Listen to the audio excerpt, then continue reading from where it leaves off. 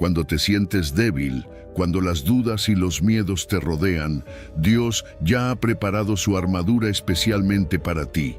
No es una protección común, es la armadura celestial que te cubre de pies a cabeza, ofreciéndote la seguridad de que no estás solo en esta lucha. Hoy te invito a descubrir cómo, al confiar en Dios y vestirte con su armadura, podrás enfrentar lo imposible con una confianza inquebrantable. ¿Estás listo para ponerte la armadura que cambia todo? Antes de comenzar, quiero que todos en los comentarios escriban esta poderosa declaración. Dios, vísteme con tu armadura. Al dejar que estas palabras hablen por ti, estarás dando el primer paso hacia esa protección divina que Dios ha preparado para tu vida. Así que, escribe esa frase ahora mismo y prepárate para descubrir cómo Él te equipará para cada batalla. Vamos juntos, escribe en los comentarios, Dios, vísteme con tu armadura. Versículo 1, Efesios 6, versículo 11. Vestíos de toda la armadura de Dios, para que podáis estar firmes contra las acechanzas del diablo. Vestirse de la armadura de Dios no es solo un llamado a protegerse, es un mandato para estar preparados en una batalla constante, pero no una lucha física, sino espiritual. Cuando el apóstol Pablo escribió estas palabras, nos estaba revelando una verdad trascendental. El diablo es astuto y su mayor habilidad es atacar de maneras sutiles, inesperadas, donde somos más vulnerables. Nos tienta a través de nuestras debilidades, poniendo pensamientos y dudas en nuestras mentes. Pero Dios, en su infinita sabiduría, nos provee una armadura espiritual para que podamos resistir estos ataques. La armadura de Dios no es una vestimenta física, sino espiritual, que incluye la verdad, la justicia, la fe, el evangelio de la paz, la salvación y la palabra de Dios. La verdad nos protege de las mentiras del enemigo. Satanás es llamado el padre de la mentira. Juan 8, versículo 44. Por lo que la verdad es nuestra defensa principal contra su engaño. Cuando estamos arraigados en la verdad de Dios, somos capaces de discernir entre lo que es verdadero y lo que es falso, evitando caer en sus trampas. La coraza de la justicia nos protege el corazón. En las batallas físicas, la coraza cubre los órganos vitales y en la batalla espiritual, la justicia de Cristo es la que nos protege. Esta justicia no es nuestra, sino la que recibimos a través de la fe en Cristo. Cuando caminamos en la justicia de Dios, el enemigo no puede acusarnos ni hacernos caer en la condenación. Nos mantiene en la rectitud, recordándonos que somos justificados por la fe. El escudo de la fe es esencial para apagar los dardos encendidos del maligno. La fe nos permite confiar en Dios en medio de las pruebas más intensas. El enemigo puede lanzar dardos de duda, miedo y desesperación, pero el escudo de la fe apaga esos dardos y nos permite seguir avanzando. La fe no solo es nuestra defensa, sino también nuestra fuente de fortaleza en los momentos más oscuros. El yelmo de la salvación protege nuestra mente. El enemigo ataca nuestros pensamientos, tratando de desanimarnos, de hacernos dudar de nuestra salvación, de la gracia de Dios y de su amor por nosotros. Pero cuando llevamos el yelmo de la salvación, recordamos que somos hijos de Dios, redimidos por la sangre de Cristo, y que nada ni nadie puede separarnos de su amor. La espada del Espíritu, que es la palabra de Dios, es nuestra única arma ofensiva. Con ella podemos defendernos y atacar al enemigo. Jesús mismo nos dio el ejemplo cuando fue tentado por Satanás en el desierto, usando la palabra de Dios para derrotar cada tentación. Por eso es tan importante conocer y meditar en las Escrituras, porque nos proporcionan el poder y la autoridad necesarios para rechazar los ataques del maligno. Además de todo esto, debemos orar constantemente. La oración es el canal a través del cual recibimos fortaleza, guía y comunión con Dios. A través de la oración, nos mantenemos en contacto con el comandante de nuestro ejército, quien nos da instrucciones y estrategias para enfrentar cada batalla. Imagina a alguien enfrentando una tentación muy fuerte. tal vez una adicción o un comportamiento que sabe que está mal y siente que no tiene fuerzas para resistir. Esa persona, al orar y ponerse la armadura de Dios, se llena de la verdad, la justicia, la fe y la salvación, recordando que Dios está de su lado y que no tiene que luchar solo. En ese momento siente una paz indescriptible y recibe fuerzas para resistir, sabiendo que ha vencido no por su propia capacidad, sino porque Dios le ha dado las herramientas necesarias para hacerlo.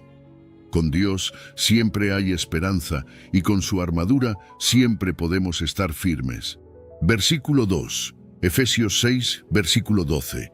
Porque no tenemos lucha contra sangre y carne, sino contra principados, contra potestades, contra los gobernadores de las tinieblas de este siglo, contra huestes espirituales de maldad en las regiones celestes.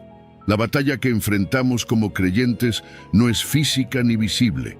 No es una lucha que podamos librar con nuestras propias fuerzas o habilidades humanas. El apóstol Pablo nos recuerda en este versículo que nuestra lucha es espiritual. No estamos enfrentando simplemente dificultades del día a día, ni problemas con otras personas, sino que nuestra batalla es contra fuerzas invisibles, contra los poderes del mal que operan en el mundo espiritual. Estas fuerzas son organizadas, jerárquicas, y su misión es destruir, engañar y apartar a los hijos de Dios de su propósito. Los principados y potestades mencionados en este versículo son seres espirituales de maldad que tienen autoridad en el reino de las tinieblas.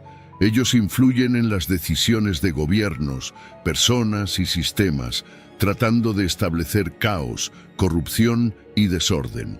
Sin embargo, el poder de Dios es mucho más grande que cualquier fuerza del mal que pueda existir. Por eso, como creyentes, necesitamos estar revestidos con la armadura de Dios, porque solo con sus herramientas espirituales podemos resistir y vencer en esta lucha. Esta lucha no es algo que podemos ignorar, porque aunque no la veamos, está constantemente presente en nuestra vida diaria. Las tinieblas tratan de gobernar el mundo a través de la mentira, el temor y la división. Muchas veces, los ataques del enemigo son sutiles, dudas que invaden nuestra mente, relaciones que se fracturan por falta de perdón, tentaciones que nos alejan de Dios. Pero con la verdad de Dios, el escudo de la fe, la coraza de la justicia y la espada del Espíritu, podemos defendernos de estos ataques y estar firmes en la victoria que ya nos ha dado Cristo. Esta batalla espiritual también se libra en nuestras mentes. El enemigo trata de sembrar pensamientos de inseguridad, de duda, de desesperación. Nos hace creer que estamos solos, que nuestras oraciones no son escuchadas, que no hay solución para nuestros problemas. Pero el poder de Dios actúa a través de su Espíritu Santo en nuestras vidas, guiándonos a toda verdad y fortaleciendo nuestro espíritu. Es importante que entendamos que, aunque no podemos ver estas fuerzas espirituales con nuestros ojos, sus efectos son reales y devastadores si no estamos preparados. Pero también debemos recordar que no luchamos solos. Dios pelea nuestras batallas y nos ha dado todo lo que necesitamos para vencer. La oración es una de nuestras armas más poderosas. A través de la oración nos mantenemos conectados con Dios y Él nos da la sabiduría y la fortaleza para enfrentar cualquier desafío que venga. En un momento de dificultad, cuando parece que todo está en contra, recuerda que no luchas solo contra lo que ves. La verdadera batalla es espiritual y Dios te ha dado las herramientas para vencer. Imagínate a una persona que está en medio de una situación desesperante, donde siente que todo va mal, pero al orar y buscar a Dios, su corazón se llena de paz, y en medio de la tormenta siente la presencia de Dios guiándola. Esa persona sabe que aunque el enemigo esté atacando desde las sombras, la luz de Dios siempre prevalecerá. Versículo 3. Efesios 6, versículo 13. Por tanto, tomad toda la armadura de Dios, para que podáis resistir en el día malo, y habiendo acabado todo, estar firmes. El apóstol Pablo, en este versículo, nos da una clara instrucción. Tomar toda la armadura de Dios. No se trata solo de usar una parte, sino de revestirnos completamente de ella, porque el día malo llegará, y para poder resistir debemos estar equipados espiritualmente. El día malo no es solo un momento específico de tribulación, sino cualquier temporada en la que enfrentamos pruebas, tentaciones o ataques espirituales. Todos hemos pasado o pasaremos por esos momentos en que nos sentimos bajo presión, cuando el enemigo ataca con más fuerza y todo parece estar en contra. Es en esos momentos que la armadura de Dios se vuelve vital. Tomar la armadura de Dios no es algo pasivo. Es una acción deliberada y consciente de prepararnos para la batalla. No podemos esperar a que el día malo llegue para buscar protección. Debemos estar siempre listos. Pablo usa la imagen de un soldado en pie de guerra, completamente equipado, listo para resistir. De la misma manera, nosotros debemos estar preparados para enfrentar las adversidades, sabiendo que no luchamos solos, sino con el poder de Dios. Esta armadura está compuesta de elementos que van más allá de lo físico. La verdad nos ceñirá, la justicia protegerá nuestro corazón, la fe apagará los dardos del maligno y la palabra de Dios será nuestra espada. Estos son los componentes que nos ayudarán a resistir en medio del caos. Resistir no significa solo soportar pasivamente, sino que implica luchar activamente contra el mal, permanecer firmes en nuestra fe y no dejarnos vencer por las circunstancias. Dios nos ha llamado a vencer, y Él nos ha dado los medios para hacerlo. Cuando Pablo dice, habiendo acabado todo, estar firmes, nos está hablando de la perseverancia. No se trata de solo empezar bien, sino de terminar firmes en la fe, incluso después de haber pasado por las pruebas más duras. La armadura de Dios no solo nos protege durante la batalla, sino que nos permite estar de pie después de que la tormenta ha pasado. La victoria no siempre se ve de inmediato, pero aquellos que confían en Dios y usan su armadura, al final estarán de pie, victoriosos, habiendo resistido las acechanzas del enemigo. La firmeza es un testimonio de la obra de Dios en nuestras vidas. No es nuestra propia fuerza lo que nos mantiene de pie, sino su poder operando a través de nosotros. La batalla espiritual puede ser agotadora, pero con la armadura de Dios somos capacitados para seguir adelante, para resistir y para salir más fuertes. Imagina a alguien que ha pasado por una crisis, tal vez una enfermedad, una pérdida o una situación de gran dolor. Esa persona, al tomar la armadura de Dios, logra no solo resistir, sino también seguir firme en su fe. A pesar del sufrimiento, sigue confiando en Dios, sabiendo que aunque el día malo fue difícil, Dios estuvo a su lado en cada momento. Esa persona, después de haberlo pasado todo, permanece firme, agradecida por la fortaleza que Dios le dio y consciente de que su victoria no fue por su propio esfuerzo, sino porque Dios peleó la batalla junto a ella. Versículo 4. Efesios 6, versículo 14. Estad pues firmes, ceñidos vuestros lomos con la verdad y vestidos con la coraza de justicia. La firmeza en nuestra fe comienza con estar ceñidos con la verdad. Pablo nos llama a estar de pie, sin titubeos, y a asegurarnos de que nuestra vida esté arraigada en la verdad de Dios. En un mundo lleno de mentiras, engaños y medias verdades, la verdad es nuestro ancla. Estar ceñidos con la verdad implica llevarla como un cinturón que sostiene todo lo demás, que nos mantiene enfocados y protegidos. La verdad es la base de nuestra armadura, porque sin ella todo lo demás se desploma. Esta verdad es la palabra de Dios, es Cristo mismo, quien dijo, «Yo soy el camino, la verdad y la vida». Juan 14, versículo 6. Cuando vivimos en la verdad podemos discernir los engaños del enemigo y estar firmes cuando intenta confundirnos o desviarnos. Pablo continúa diciendo que debemos vestirnos con la coraza de justicia. La coraza en la armadura protege el corazón y los órganos vitales. Espiritualmente, la coraza de justicia protege nuestro corazón de la condenación, del pecado y de las acusaciones del enemigo. Esta justicia no es nuestra, es la justicia que recibimos de Cristo al aceptar su sacrificio. A través de él somos justificados y protegidos de la culpa que el enemigo intenta lanzar sobre nosotros. Caminar en justicia significa vivir una vida conforme a los principios de Dios, permitiendo que su justicia nos guíe y transforme. La coraza no solo nos protege, sino que también nos empodera para actuar con rectitud en nuestras decisiones y relaciones. Ser firmes con la verdad y la justicia nos da la seguridad necesaria para enfrentar los desafíos espirituales. Cuando estamos ceñidos con la verdad, no caemos en los engaños de este mundo, y cuando estamos vestidos con la coraza de justicia, nuestro corazón está protegido de la corrupción y el pecado.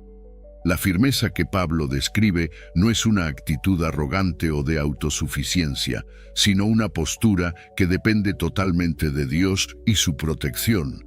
Cada día enfrentamos decisiones y circunstancias que nos desafían a vivir en la verdad y a actuar con justicia. El mundo puede intentar empujarnos hacia caminos de mentira o compromisos morales, pero nuestra armadura nos ayuda a resistir y a mantenernos firmes. La justicia nos recuerda que, aunque no somos perfectos, hemos sido hechos justos por la obra de Cristo en la cruz, y esto nos da una profunda seguridad de quiénes somos en Dios. No importa cuántas veces el enemigo intente acusarnos o hacer que nos sintamos indignos, la coraza de justicia nos recuerda que hemos sido perdonados y redimidos. Imagínate a alguien enfrentando una situación en la que todo parece estar en su contra, con mentiras que lo rodean y acusaciones que le golpean. Esa persona, al ceñirse con la verdad y vestirse con la coraza de justicia, se mantiene firme. Aunque el enemigo intente confundirlo, la verdad de Dios lo sostiene y lo guía. Aunque sienta la presión del juicio, la justicia de Cristo lo protege. Después de la tormenta, esa persona se da cuenta de que por la verdad y la justicia de Dios pudo permanecer de pie, inquebrantable, sabiendo que Dios estuvo a su lado en cada momento de la batalla. Versículo 5, Efesios 6, versículo 15. Y calzados los pies con el apresto del Evangelio de la paz. Pablo, al escribir sobre la armadura de Dios, no dejó ningún detalle sin mencionar, y esto incluye lo que llevamos en los pies, el Evangelio de la paz. En una batalla, los soldados necesitan estar bien calzados para moverse con firmeza y rapidez. Del mismo modo, espiritualmente los creyentes deben estar calzados con el Evangelio de la paz, listos para llevar este mensaje al mundo y firmes en su caminar con Dios. El apresto o preparación sugiere que debemos estar siempre listos, siempre dispuestos a avanzar con el Evangelio que nos da paz en cualquier circunstancia. El Evangelio no es solo un mensaje de salvación, es un mensaje de paz. La paz que trae Jesús no es como la que el mundo ofrece, una paz temporal o basada en circunstancias externas. La paz de Cristo es una paz profunda, que nos sostiene incluso en medio de la tormenta. Esta paz viene de saber que estamos reconciliados con Dios, que nuestros pecados han sido perdonados y que tenemos una relación eterna con Él. Cuando llevamos esta paz con nosotros, nos volvemos mensajeros de esperanza en un mundo lleno de caos y confusión. Estar calzados con el Evangelio de la paz significa que, donde quiera que vayamos, llevamos la paz de Dios con nosotros. No importa las situaciones que enfrentemos o los terrenos difíciles que tengamos que cruzar, la paz de Dios nos da estabilidad y propósito. Al igual que un soldado puede caminar sobre terrenos peligrosos sin tropezar, los creyentes, con los pies firmes en el Evangelio de la paz, pueden caminar en la vida atravesando desafíos, pruebas y conflictos, sin perder su equilibrio espiritual. Pero esta paz no es solo para nosotros, es también para ser compartida con los demás. La paz de Dios que recibimos no es para que la guardemos, sino para que la llevemos a otros.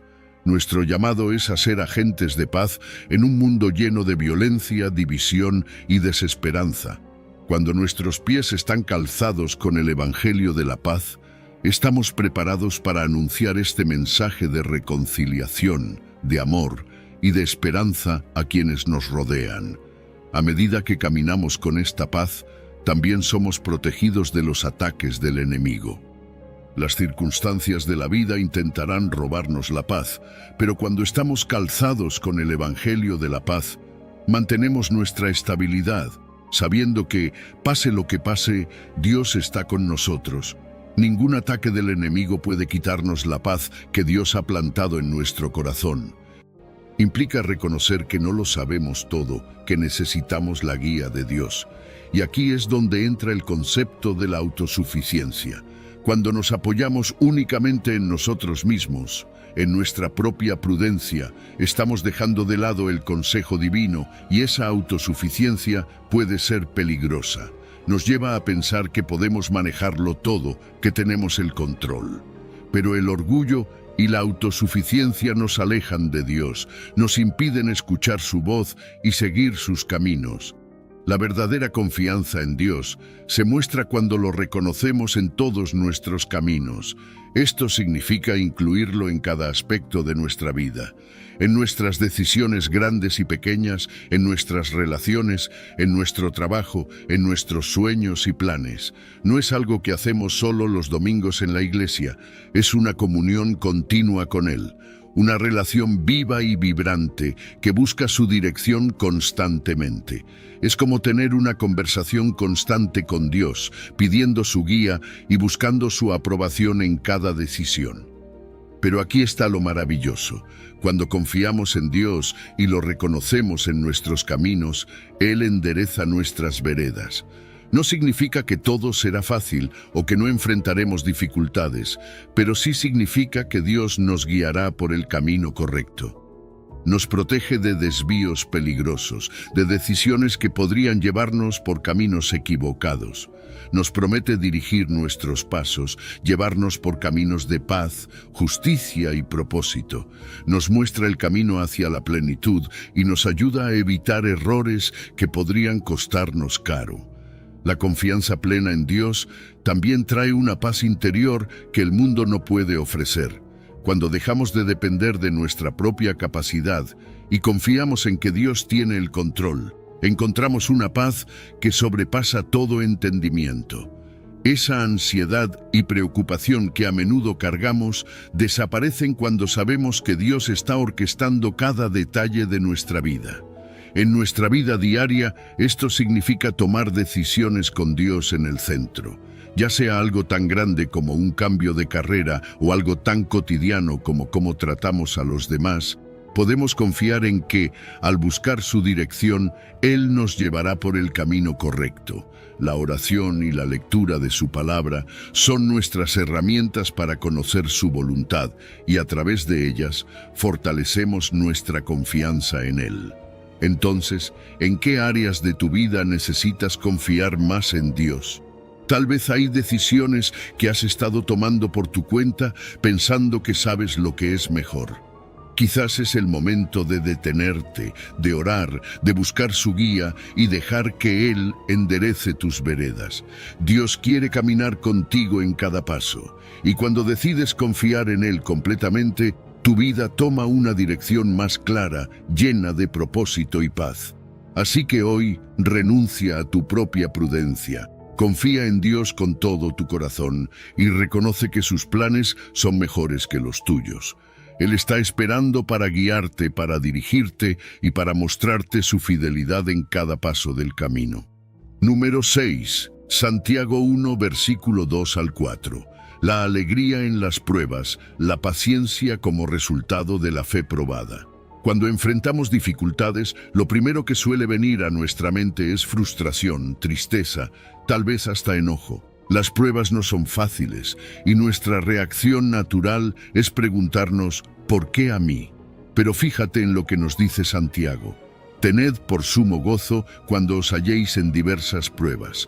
Es como si nos estuviera pidiendo lo contrario de lo que normalmente sentimos. Alegría en medio de las pruebas. Suena contradictorio, ¿verdad? Pero lo que Santiago nos está invitando a hacer es cambiar nuestra perspectiva. No es que debamos alegrarnos por el dolor o las dificultades en sí mismas. Nadie disfruta del sufrimiento. Pero lo que Santiago nos quiere enseñar es que hay algo más allá del dolor inmediato. Él nos recuerda que las pruebas tienen un propósito, y ese propósito es nuestra transformación. Son momentos en los que Dios está trabajando en nuestro carácter, moldeando nuestra fe y enseñándonos a ser pacientes. Y aquí es donde está el verdadero gozo, en saber que no estamos sufriendo en vano, sino que cada prueba nos está preparando para algo más grande. La paciencia es uno de los frutos de esas pruebas, y cuando la Biblia habla de paciencia, no se refiere a simplemente esperar sin hacer nada. Es una paciencia activa, que persevera, que resiste con firmeza. Es esa fortaleza interior que nos permite seguir adelante, incluso cuando todo a nuestro alrededor parece desmoronarse. Y eso no se consigue de la noche a la mañana. Es como cuando se forja el hierro en el fuego. Es un proceso, y aunque es doloroso, al final el hierro sale más fuerte y más resistente. De la misma manera, cada vez que atravesamos una prueba y permanecemos firmes en la fe, estamos siendo refinados. Nuestra resistencia espiritual aumenta, y eso nos prepara para desafíos aún mayores. Es como si Dios estuviera diciendo: te estoy haciendo más fuerte, más maduro, para que llegues a ser completo en tu fe. Porque, como dice Santiago, la paciencia tiene su obra completa, y cuando dejamos que esa obra se realice, alcanzamos la madurez que Dios desea para nosotros. Y cuando la Biblia habla de ser perfectos y cabales, no se refiere a que nunca fallaremos o pecaremos. Habla de una madurez espiritual, de una fe tan sólida que no nos falta nada esencial para caminar con Dios. Es una plenitud que solo se alcanza cuando hemos sido moldeados por las pruebas, cuando hemos aprendido a confiar completamente en Dios, incluso en medio de la tormenta. Algo que a veces olvidamos es que no estamos solos en este proceso. Santiago empieza diciendo: hermanos míos. Nos está recordando que formamos parte de una comunidad, y esa es otra razón por la que podemos tener gozo en las pruebas. No estamos solos. Todos los creyentes enfrentamos desafíos y podemos apoyarnos mutuamente, aprender unos de otros y caminar juntos en este proceso de crecimiento. No se trata de aguantar las pruebas en solitario, sino de reconocer que somos parte de algo más grande, de un cuerpo que también está siendo transformado. Y por último, es crucial recordar que Dios tiene un plan eterno para nosotros. A veces nos enfocamos tanto en lo que está sucediendo en este momento que perdemos de vista la perspectiva eterna. Las pruebas que enfrentamos ahora, aunque sean dolorosas, no se comparan con la gloria que nos espera. Dios está trabajando en nosotros con un propósito eterno. Y si confiamos en Él, si nos apoyamos en su sabiduría y no en la nuestra, descubriremos que las pruebas no son castigos, sino instrumentos de formación. Dios nos ama tanto que no permitirá que pasemos por pruebas sin razón. Él las permite porque sabe que es lo mejor para nuestro crecimiento. Así que, la próxima vez que te encuentres en medio de una prueba, recuerda que no estás solo, que Dios está contigo, y que cada desafío es una oportunidad para crecer, para ser más fuerte y para madurar en tu fe. Hay alegría en las pruebas, no por el sufrimiento en sí, sino por lo que Dios está haciendo en ti a través de ellas. Número 7. Hebreos 5, versículo 8. El aprendizaje de la obediencia a través del sufrimiento. ¿Alguna vez has pensado en cómo Jesús, siendo el Hijo de Dios, pudo aprender obediencia a través del sufrimiento? Es una idea que nos desafía porque, a menudo, pensamos que el sufrimiento es algo que debemos evitar, algo que indica que algo anda mal. Pero fíjate en lo que nos enseña la Biblia. Jesús, siendo perfecto, aprendió obediencia a través de lo que padeció.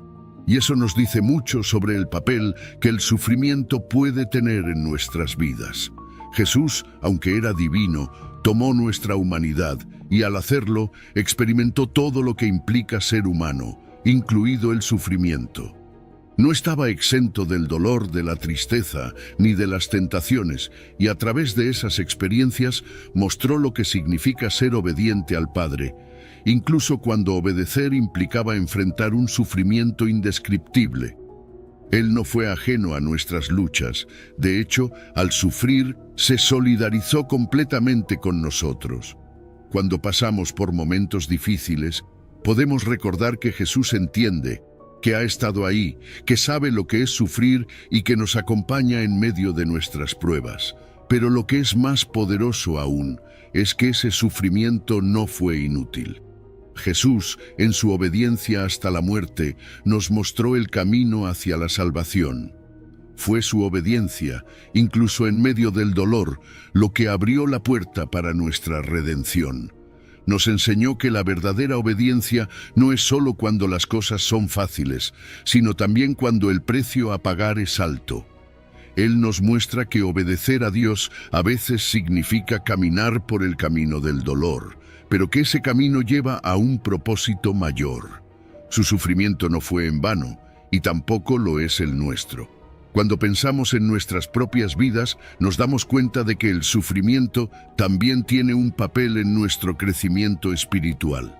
Así como Jesús aprendió obediencia a través de lo que padeció, nosotros también estamos llamados a aprender y crecer a través de las pruebas. Es difícil, claro, porque nuestro instinto es evitar el sufrimiento. Queremos soluciones rápidas, alivio inmediato. Pero cuando enfrentamos el sufrimiento con una actitud de obediencia, algo en nosotros cambia. Dios usa esos momentos para purificar nuestra fe, para enseñarnos a depender más de Él y menos de nuestras propias fuerzas. Y aquí está la belleza de todo esto. El sufrimiento, cuando se vive en obediencia a Dios, nos acerca más a Jesús. De alguna manera misteriosa, al sufrir por causa de la obediencia, nos unimos a los sufrimientos de Cristo. No estamos solos en nuestras pruebas. Al contrario, estamos compartiendo algo con Él, algo profundo, algo eterno. Y aunque es doloroso, ese sufrimiento tiene un valor espiritual incalculable. Nos moldea, nos transforma, nos hace más como Cristo. La obediencia de Jesús no fue por obligación, sino por amor. Cada paso que dio hacia la cruz, lo dio en amor al Padre y en amor por nosotros. Y eso es lo que nos invita a hacer, obedecer no por temor o por obligación, sino por amor. Cuando enfrentamos sufrimiento, nuestra obediencia a Dios debe surgir de ese mismo lugar de amor y confianza. Sabemos que Él tiene un propósito, incluso cuando no lo entendemos. Sabemos que Él está usando nuestras pruebas para hacernos más fuertes, más dependientes de su gracia. Así que cuando te enfrentes al sufrimiento, recuerda el ejemplo de Jesús. Él aprendió obediencia a través de lo que padeció. Y tú también puedes aprender, crecer y ser transformado a través de tus pruebas. No estás solo en este camino y tu sufrimiento no es en vano. Dios está trabajando en ti, moldeándote para cumplir su propósito. La obediencia, aunque dolorosa a veces, siempre lleva a una mayor cercanía con Él y a una vida llena de propósito y redención. Número 8, Lucas 22, versículo 42. Y Jesús diciendo, Padre, si quieres, pasa de mí esta copa, pero no se haga mi voluntad sino la tuya. Imagina ese momento en el huerto de Getsemaní. Jesús, sabiendo exactamente lo que estaba por venir, se arrodilla en oración, en un lugar de profunda angustia. No solo está enfrentando la idea de la muerte física, que ya es aterradora por sí misma, sino todo el peso del pecado del mundo cayendo sobre él. La agonía en su corazón era tan intensa que Lucas nos dice que su sudor se convirtió en gotas de sangre. ¿Te puedes imaginar lo que eso significa? Jesús estaba completamente consciente del sufrimiento que le esperaba, y en ese momento vemos su humanidad más que nunca. Él no oculta su dolor, clama al Padre, si quieres, pasa de mí esta copa. En sus palabras, escuchamos el deseo humano de evitar el dolor, algo que todos hemos sentido en algún momento. Este pasaje de Getsemaní nos muestra algo muy importante. Está bien expresarle a Dios nuestros temores, nuestros deseos de escapar del dolor. A veces pensamos que debemos enfrentar todo con valentía, sin mostrar debilidad, pero Jesús nos muestra que no es así. Él, el Hijo de Dios, expresó su deseo de que, si era posible, no tuviera que pasar por ese sufrimiento. Y esa es una invitación para nosotros. Podemos ser honestos con Dios. No tenemos que esconder nuestros sentimientos ni pretender que todo está bien cuando no lo está, pero fíjate en lo que sucede después. A pesar de su angustia, a pesar del terror que sentía en ese momento, Jesús termina su oración con una declaración de rendición total. No se haga mi voluntad, sino la tuya. Aquí es donde realmente entendemos lo que significa someter nuestra voluntad a la de Dios. Jesús sabía que el camino que el Padre había trazado para él era doloroso, que implicaba sacrificio. Pero aún así decidió confiar en que la voluntad del Padre era lo mejor. Esa es la obediencia suprema, rendir nuestra voluntad, nuestras preferencias a lo que Dios ha planeado, aunque no lo entendamos por completo en el momento. Jesús nos dejó el modelo perfecto de cómo orar en tiempos de prueba. Primero, ser completamente sinceros con Dios, abrir nuestro corazón, contarle lo que realmente estamos sintiendo. Pero también, en medio de esa honestidad, estar dispuestos a aceptar su voluntad, incluso si no es lo que esperábamos. Esa es una de las oraciones más difíciles de hacer. No lo que yo quiero, sino lo que tú quieres, Señor. Porque a menudo nuestras voluntades chocan con la voluntad de Dios. Queremos lo más fácil, lo más cómodo, pero Dios ve el panorama completo y sabe lo que es mejor para nosotros y para su propósito. Lo que Jesús hizo en Getsemaní no solo fue un acto de obediencia personal, sino que tuvo consecuencias eternas. Esa decisión de someterse a la voluntad del Padre llevó a la crucifixión y a través de ella a la salvación de toda la humanidad. Piensa en eso por un momento. Una sola decisión de obediencia cambió el destino del mundo. Eso nos enseña que nuestra obediencia, aunque a veces parezca pequeña o insignificante, puede tener un impacto mucho más grande del que imaginamos. Dios puede usar nuestra disposición a obedecer para traer bendición no solo a nuestras vidas, sino también a la de otros. Ahora, esto no significa que rendir nuestra voluntad sea fácil. Todos tenemos esa lucha interna entre lo que queremos y lo que Dios nos está pidiendo. Aceptar que su plan es mejor que el nuestro requiere humildad, requiere reconocer que nuestra visión es limitada y que necesitamos confiar en su sabiduría infinita. Pero rendirnos a Dios no es un acto de debilidad, al contrario, es un acto de gran fortaleza, porque significa que confiamos plenamente en que Él sabe lo que está haciendo, incluso cuando duele. Jesús nos muestra también la importancia de la oración para encontrar la fuerza que necesitamos. Él oró con intensidad para recibir la paz y el poder de enfrentar lo que venía. Nosotros también podemos acudir a Dios en esos momentos de angustia, sabiendo que en su presencia encontraremos la fortaleza necesaria. Y aunque los discípulos se durmieron mientras Él oraba, eso nos recuerda que necesitamos una comunidad de apoyo, personas que oren con nosotros y por nosotros en los momentos difíciles. Al final, la obediencia de Jesús trascendió el dolor inmediato. Él miró más allá del sufrimiento y vio el propósito eterno. Y eso es lo que nos invita a hacer. Confiar en que, aunque el camino sea difícil, hay un propósito mayor que Dios está cumpliendo. Así que, cuando te enfrentes a momentos en los que tu voluntad y la de Dios parecen estar en conflicto, recuerda el ejemplo de Jesús en Getsemaní. Rinde tu voluntad al Padre, sabiendo que en esa rendición está la clave para cumplir su plan perfecto para tu vida. Número 9. Filipenses 2, versículo 8. La humildad y obediencia de Cristo hasta la cruz. Piensa por un momento en lo que significa que Jesús, siendo Dios, decidió hacerse hombre. No fue una simple transición de una forma a otra. Fue el acto de humildad más grande de la historia. el mismo creador del universo, aquel que tiene todo el poder y la gloria, eligió limitarse a un cuerpo humano. Imagina por un momento lo que eso implicó. Jesús, quien tenía todo el derecho a mantenerse en su posición divina, no se aferró a esos privilegios. Al contrario, los dejó de lado. Y no solo eso, sino que se vació a sí mismo. Se despojó de su gloria para convertirse en un siervo. Se identificó con nosotros, con nuestras luchas, nuestras debilidades, y todo por amor. Este es el ejemplo máximo de humildad. Jesús no vino a ser servido, aunque como Rey del universo podría haberlo hecho. No, Él vino a servir, a entregarse por completo, y fíjate en lo profundo de su obediencia. No fue una obediencia a medias, sino completa.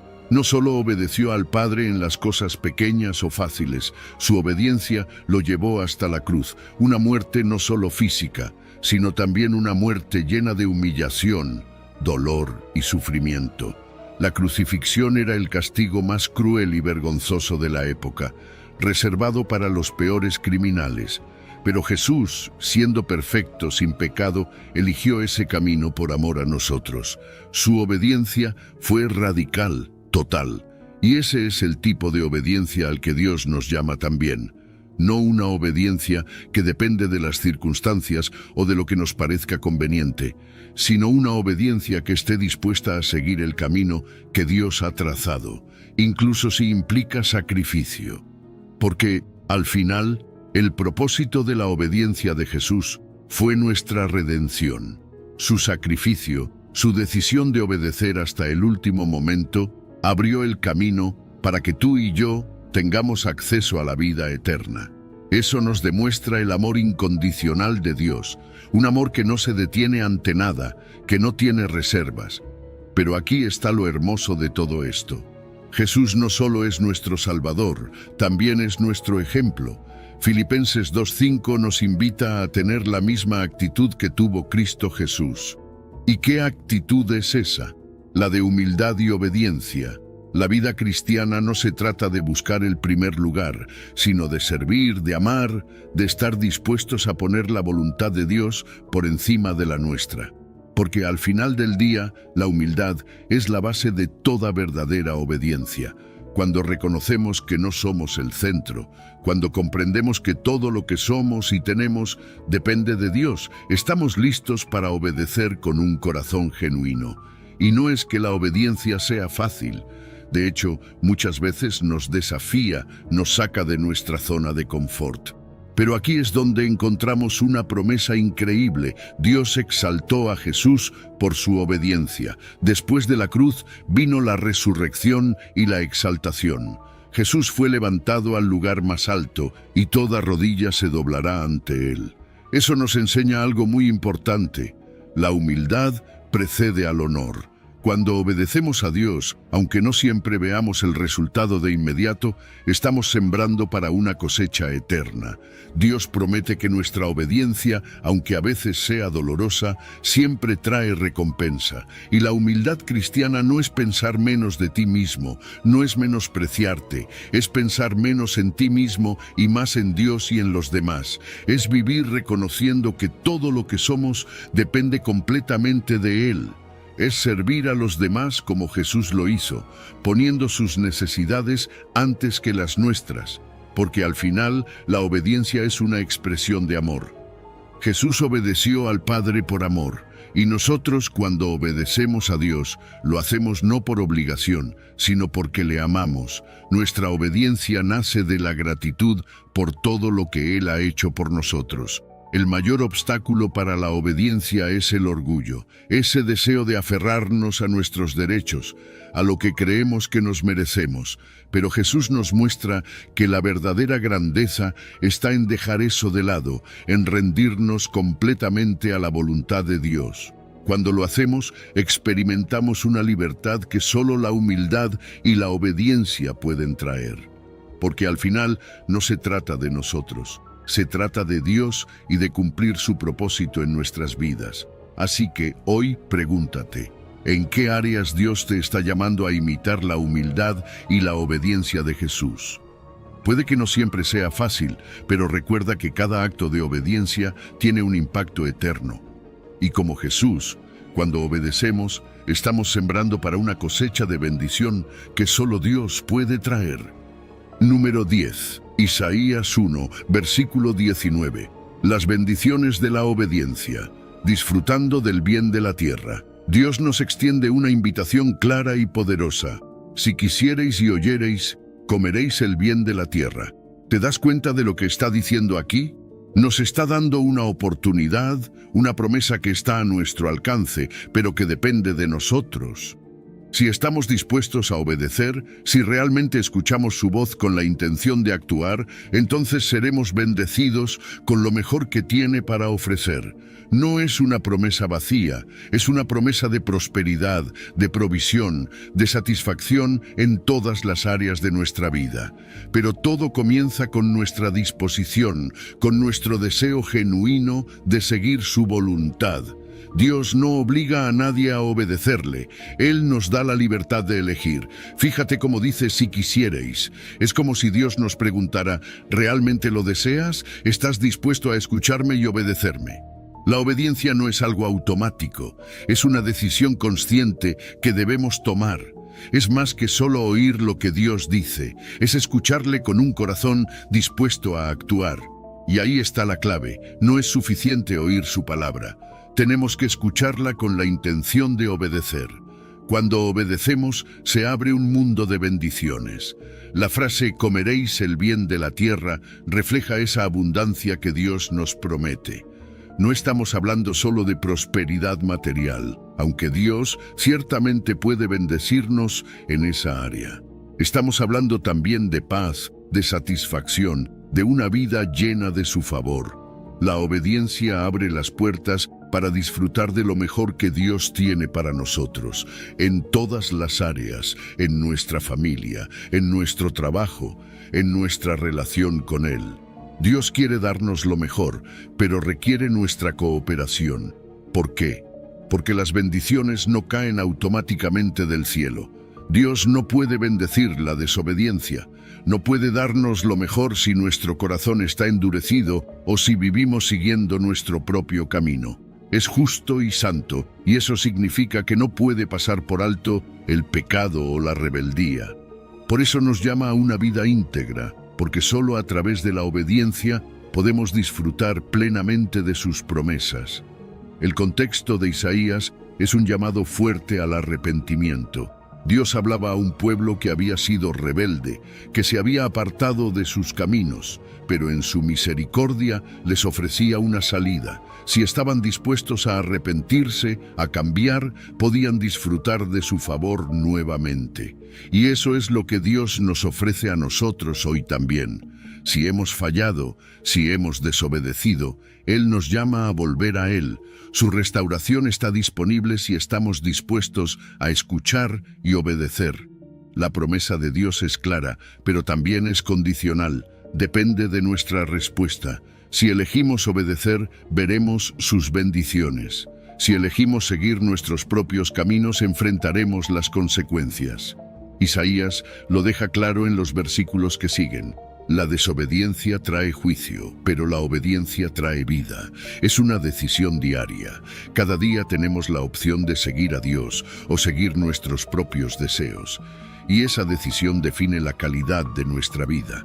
Vivir en obediencia a Dios no solo nos acerca a sus bendiciones, sino que fortalece nuestra relación con Él. Cuando amamos a Dios, obedecerle se vuelve algo natural. No lo hacemos por obligación, sino por amor. Y en esa obediencia encontramos el mayor bien de todos, disfrutar de su presencia. Las bendiciones materiales son solo un reflejo de algo mucho más profundo. Lo mejor que podemos experimentar es la cercanía con Dios, la paz y la alegría que provienen de caminar en comunión con Él. Así que, ¿estás dispuesto a obedecer? Dios te promete lo mejor, pero espera que estés listo para escuchar su voz y actuar. La obediencia es el camino hacia una vida plena y bendecida. No es fácil, pero vale la pena. Cuando elegimos obedecer, estamos eligiendo el bien de la tierra. Estamos eligiendo lo mejor que Dios tiene para nosotros. Y en ese camino descubrimos que el mayor regalo es disfrutar de su amor y su presencia cada día. Número 11. Primera de Pedro 1, versículos 6 y 7. La fe refinada. Alegría en las pruebas que purifican. Sabes, hablar de alegría en medio de las pruebas puede parecer una contradicción, ¿verdad? Porque seamos sinceros, cuando estamos pasando por momentos difíciles, lo último que sentimos es alegría. Sin embargo, la Biblia nos da una perspectiva completamente diferente. En Pedro se nos recuerda que, aunque ahora por un tiempo pasemos por pruebas, podemos encontrar gozo en ellas. ¿Por qué? Porque nuestras pruebas no son permanentes, son temporales y, más importante aún, tienen un propósito eterno. La clave aquí es entender que nuestra alegría no se basa en las circunstancias, sino en algo mucho más grande, nuestra salvación en Cristo. Esta esperanza viva que tenemos, sabiendo que nuestra eternidad está segura en Él, es lo que nos permite enfrentar las pruebas con una perspectiva diferente. A veces nos enfocamos tanto en lo que está mal, en lo que estamos perdiendo o en lo que nos duele, que olvidamos lo que ya hemos ganado en Cristo. Esa salvación es la fuente de nuestro gozo, incluso cuando todo lo demás parece desmoronarse. Y fíjate en algo, Pedro nos dice que estas pruebas son por un poco de tiempo. Eso es importante porque nos recuerda que las pruebas no son eternas, pasan. Y cuando las comparamos con la gloria eterna que nos espera, su peso se hace más ligero. No es que el dolor o el sufrimiento desaparezcan de inmediato, pero saber que lo que enfrentamos ahora es temporal y que hay algo mucho más grande esperando nos da fuerza para seguir adelante. Ahora, esto no significa que las pruebas sean fáciles. Pedro también nos dice que si es necesario, seremos afligidos. Eso quiere decir que las pruebas no son accidentes ni castigos sin sentido. Dios permite las pruebas porque sabe que las necesitamos. A veces, Dios usa estos momentos difíciles para enseñarnos algo, para purificar nuestra fe, para hacernos más fuertes, y esas pruebas pueden tomar muchas formas. Algunas son emocionales, otras físicas, otras espirituales. Pero cada una tiene un propósito específico en el plan de Dios para nosotros. Y aquí es donde entra esta idea poderosa de que nuestra fe es más preciosa que el oro. El oro es valioso, pero incluso el oro, por muy puro que sea, es perecedero. Nuestra fe, en cambio, es eterna. Y al igual que el oro se purifica con fuego, nuestra fe se purifica a través de las pruebas. Dios usa las dificultades para eliminar las impurezas de nuestra vida, el orgullo, la duda, el egoísmo. Es en esos momentos que nuestra fe se fortalece, se hace más pura, más resistente. Pero ¿cuál es el reto? Ya sea abuso de sustancias, negligencia o cualquier forma de inmoralidad. Pero, además de lo que evitamos, también se trata de lo que hacemos con nuestro cuerpo. Cada capacidad física que tenemos es un don de Dios, y podemos usar esas habilidades para servirle. Ya sea en actos pequeños, como cuidar nuestra salud, o en cómo utilizamos nuestras manos, nuestros pies, nuestra mente, cada acción puede ser una forma de adoración. Porque si nuestro cuerpo es un templo, entonces todo lo que hacemos tiene el potencial de ser un acto sagrado. No solo en los momentos de oración o adoración formal, sino en cada aspecto de nuestra vida diaria. Esto nos lleva a algo más profundo, la unidad entre lo físico y lo espiritual. A veces tratamos el cuerpo y el espíritu como si fueran entidades separadas, pero Pablo nos dice que no es así. Nuestro cuerpo, nuestra mente, nuestras emociones, todo está conectado en nuestro servicio a Dios. Cuando glorificamos a Dios, no solo lo hacemos con nuestros pensamientos o palabras, sino con nuestras acciones físicas, nuestras decisiones diarias, lo que permitimos que entre en nuestro cuerpo y lo que hacemos con él. Y todo esto viene con una profunda responsabilidad. Cristo pagó el precio más alto por nosotros, y esa realidad debe moldear cómo vivimos. No es solo una cuestión de evitar el pecado, sino de vivir con gratitud y propósito, reconociendo que nuestra redención nos llama a un estándar más alto. Nos llama a reflejar esa nueva identidad que tenemos en Cristo, una identidad de hijos redimidos, de templos vivos de su presencia.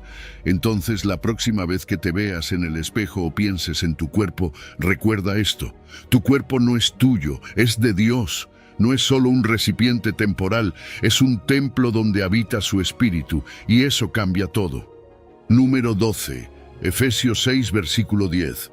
Por lo demás, hermanos míos, fortaleceos en el Señor y en el poder de su fuerza, vestíos de toda la armadura de Dios para que podáis estar firmes contra las asechanzas del diablo. Pablo, en su carta a los Efesios, nos llama a algo que va mucho más allá de nuestras fuerzas físicas o emocionales. Nos dice: fortaleceos en el Señor y en el poder de su fuerza. Ahora, déjame decirte algo. Esto no es un consejo para que trates de ser más fuerte por ti mismo. No es un llamado a confiar en tu propia capacidad.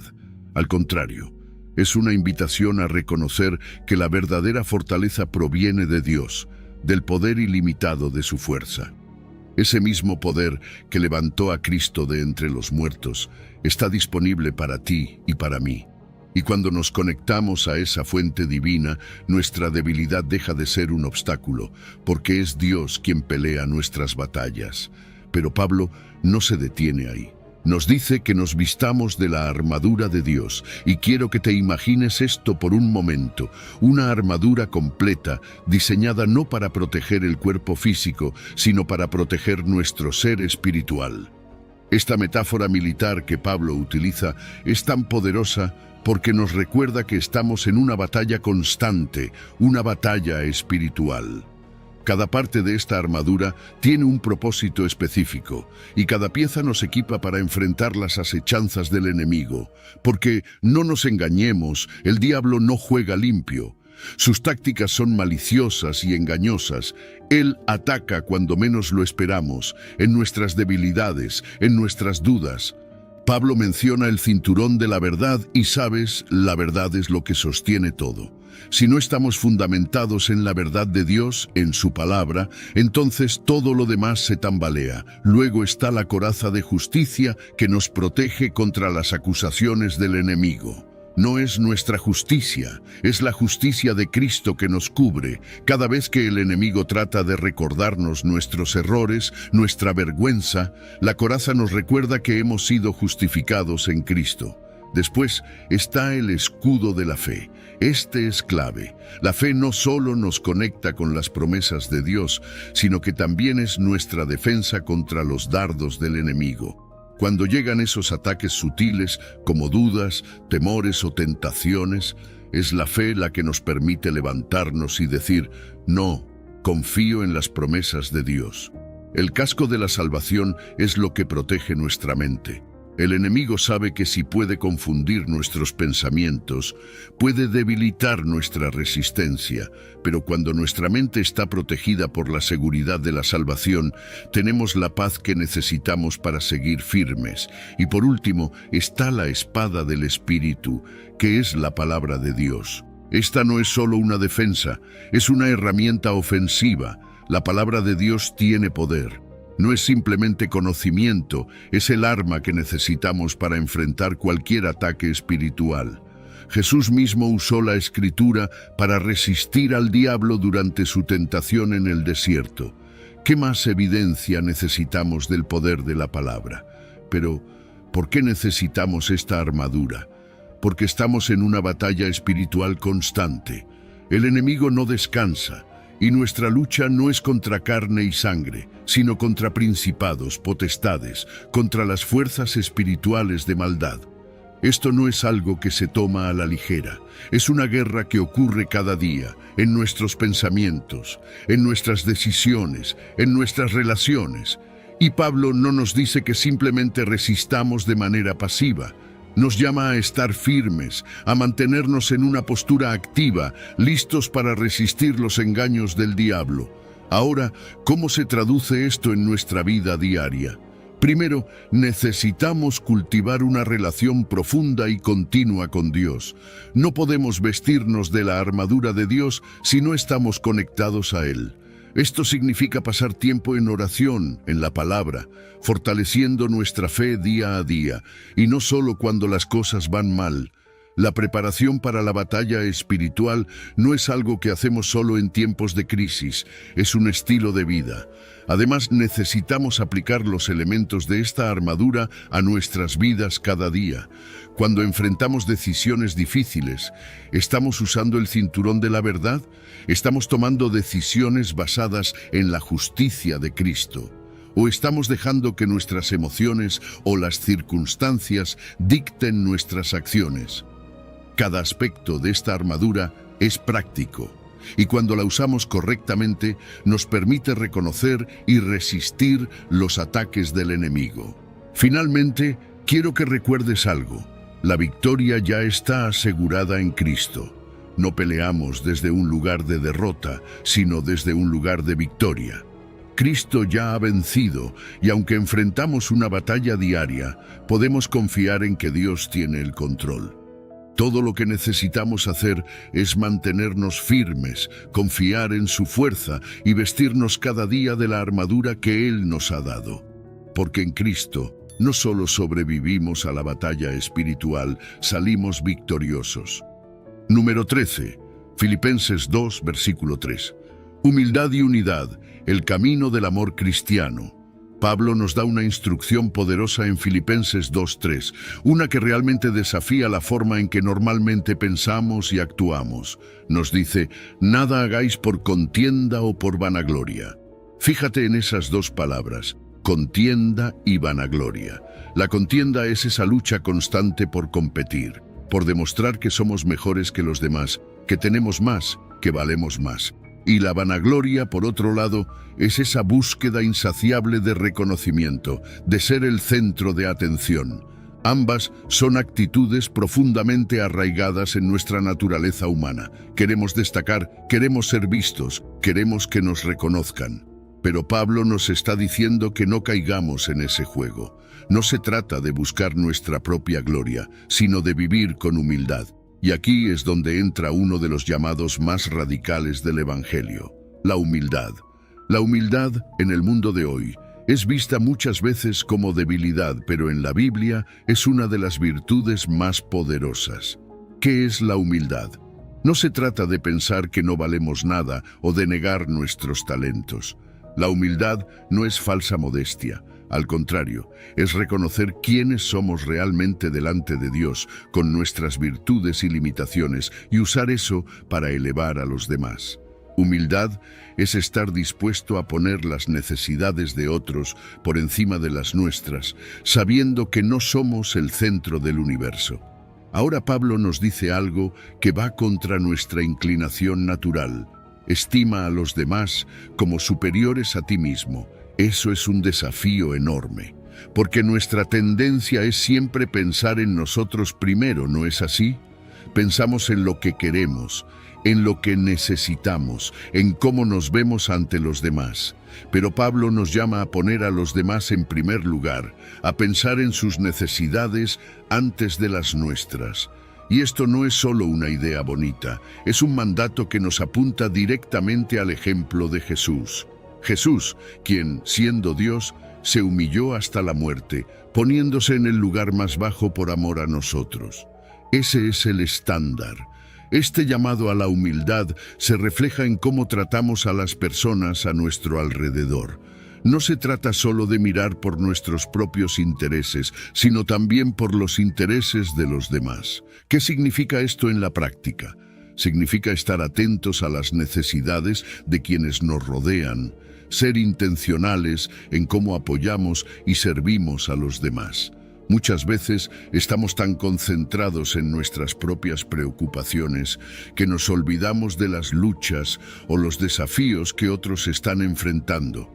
Pero el amor cristiano nos llama a ser conscientes, a estar presentes, a preguntarnos, ¿cómo puedo ayudar a esta persona? ¿Qué puedo hacer para que su carga sea más ligera? Lo increíble es que esta manera de vivir, de poner a los demás primero, contrasta totalmente con los valores del mundo. El mundo nos dice que busquemos el éxito personal a cualquier costo, que nos exaltemos, que hagamos todo lo posible por destacar. Pero el Evangelio nos invita a un camino diferente, un camino donde la humildad no es debilidad, sino fortaleza. Un camino donde el servicio a los demás es la mayor expresión de amor y donde al final del día la verdadera grandeza no se mide por cuánto has logrado, sino por cuánto has amado y servido. Y cuando vivimos de esta manera, cuando realmente adoptamos esta actitud de humildad, algo increíble sucede en nuestras relaciones. Se crea unidad. La verdadera unidad no se basa en que todos pensemos o actuemos igual, sino en que todos estemos comprometidos a amar y servir a los demás. Esa es la imagen de la comunidad cristiana que Pablo quiere que tengamos, una comunidad donde no hay rivalidad, donde no hay orgullo desmedido, sino donde cada persona busca lo mejor para el otro. Y cuando eso sucede, reflejamos al mundo el amor de Cristo de una manera poderosa. Así que la próxima vez que te encuentres en una situación donde sientas la tentación de competir, de buscar reconocimiento o de anteponer tus propios intereses, recuerda este llamado de Pablo. Recuerda que la verdadera grandeza está en vivir con humildad, en servir a los demás y en construir una comunidad donde el amor y la unidad son los pilares fundamentales. Al final, esa es la única gloria que realmente importa, la gloria de reflejar el amor de Cristo en cada aspecto de nuestras vidas.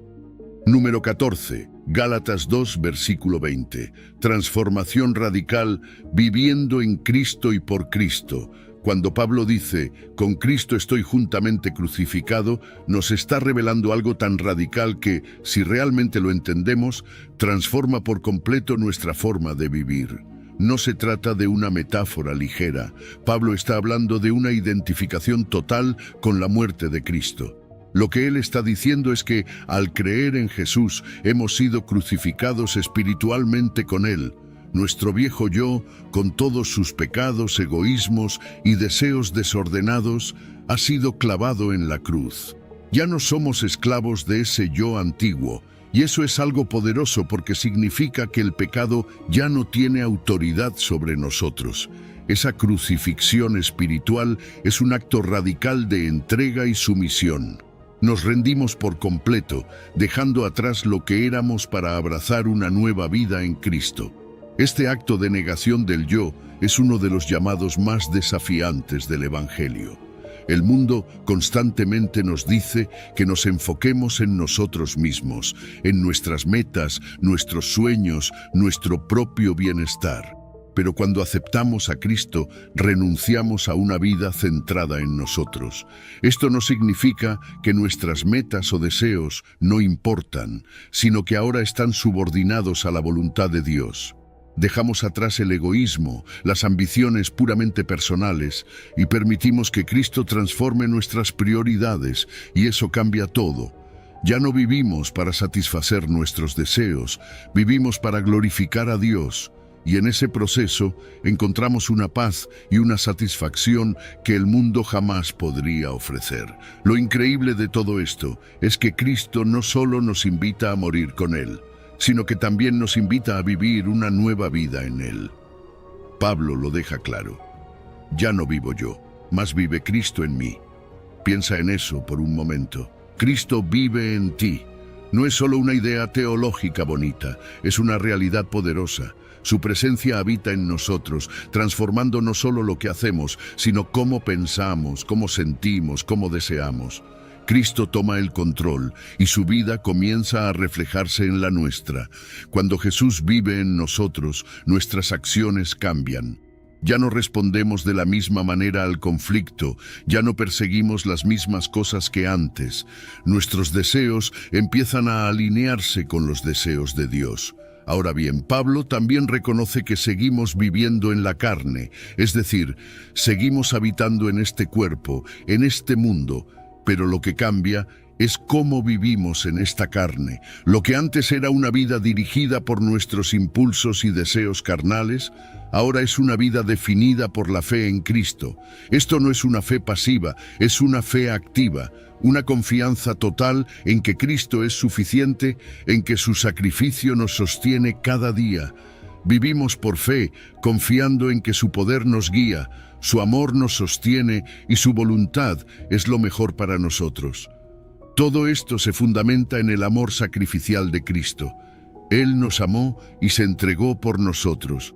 Este es el corazón de nuestra nueva vida, el amor personal de Cristo por cada uno de nosotros. No es un amor genérico, es un amor profundo y específico. Jesús no solo murió por la humanidad en general, murió por ti, por mí, sabiendo exactamente quiénes somos, con nuestras debilidades y fallas.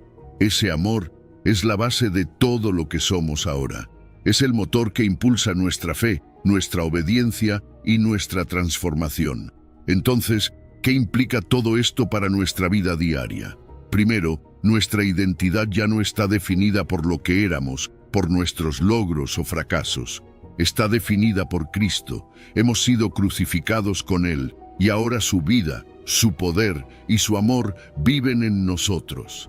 Segundo, nos llama a vivir una vida de fe, confiando en su gracia y su dirección. Y por último, nos invita a reflejar esta realidad en todo lo que hacemos.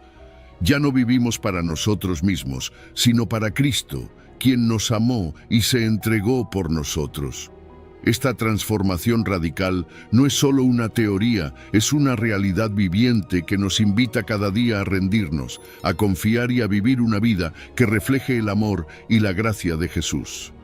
Después de todo lo que hemos compartido, te invito a detenerte por un momento y reflexionar. Dios te está llamando a algo más grande, algo más profundo, algo que transforma cada aspecto de tu vida. No es casualidad que estés aquí, no es casualidad que hayas escuchado este mensaje. Es Dios quien ha guiado cada paso, porque su amor es tan inmenso y tan real que te busca incluso en los momentos más cotidianos. Hoy es el día en que puedes tomar una decisión. Puedes permitir que la verdad de la palabra de Dios transforme tu corazón, tu mente y tu vida por completo. Este no es solo un mensaje más, es una invitación a vivir en la libertad, el gozo y la paz que solo Dios puede ofrecer. Él quiere que vivas una vida llena de propósito, de amor, de fe inquebrantable. Solo necesitas abrir tu corazón, confiar y rendirte a Él. Si este mensaje ha tocado tu vida, compártelo. Hay muchas personas a tu alrededor que necesitan escuchar esta verdad, que necesitan experimentar el amor de Dios. Si has llegado al final de este video, eres una persona dedicada y comprometida con el crecimiento espiritual y el acercamiento a Dios. El hecho de que hayas llegado hasta el final demuestra tu determinación para absorber conocimiento y aplicarlo en tu vida. Sigue buscando sabiduría y trabajando para fortalecer tu fe y tu relación con Dios. Recuerda que el aprendizaje y el acercamiento a Dios son un viaje continuo y gratificante. Mis videos ayudan a las personas de cualquier edad a acercarse a Dios, redescubriendo enseñanzas olvidadas y profundizando en la palabra divina. Comenta, estoy más cerca de Dios, para hacernos saber que llegaste hasta aquí y que estás en este camino de fe con nosotros.